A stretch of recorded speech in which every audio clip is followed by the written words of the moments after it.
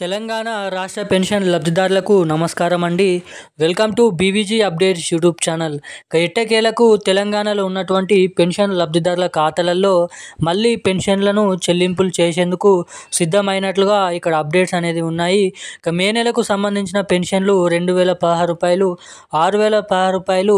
ఇక ఈ అర్హుల ఉన్నటువంటి పెన్షన్ లబ్ధిదారుల ఖాతాలలో ఎటువంటి జిల్లాలలో రేపు ఈ పెన్షన్లు అనేది పంపిణీ కాబోతున్నాయి.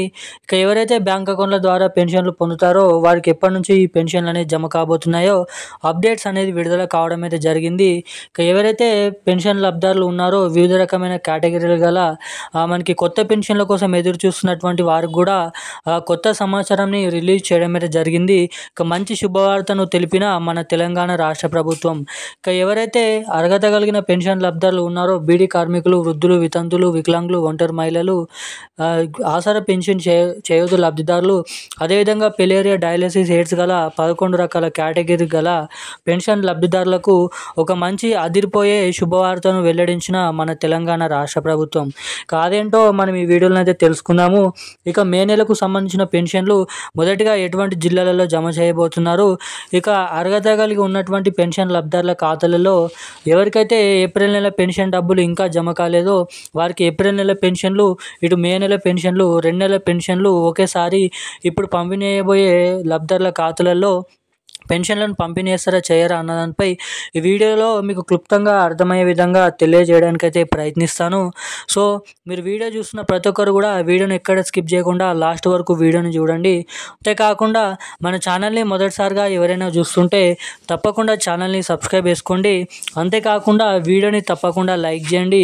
వీడియోని లైక్ చేయడమే కాకుండా ఛానల్ని అయితే సబ్స్క్రైబ్ చేసుకొని బెల్ ఐకాన్ యాక్టివేట్లను అయితే పెట్టుకొని మనకైతే వీడియోని వీలైనంత మందికైతే షేర్ చేయండి. చాలామంది వీడియోని చూస్తున్నారు కానీ అసలు వీడియోలను లైక్ చేయడం లేదండి. సో తప్పకుండానైతే వీడియోని అయితే లైక్ చేయాలని అయితే కోరుతున్నాను.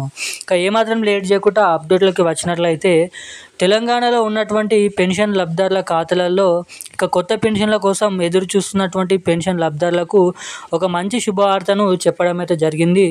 అర్హత కలిగి ఉన్నటువంటి పెన్షన్ లబ్ధిదారుల ఖాతాలలో అర్హుల జాబితా అనేది మనకైతే చేపట్టడం అయితే జరుగుతుందంట.